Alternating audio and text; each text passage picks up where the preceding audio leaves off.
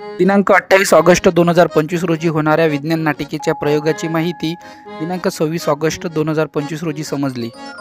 आणि लागलीच विद्यार्थ्यांच्या नाटकाचे संवाद लेखन केले व विद्यार्थ्यांकडून ते पाठांतरही करून घेतले आणि अवघ्या 1.5 तासात विद्यार्थ्यांकडून नाटकाचा सराव करून घेतला।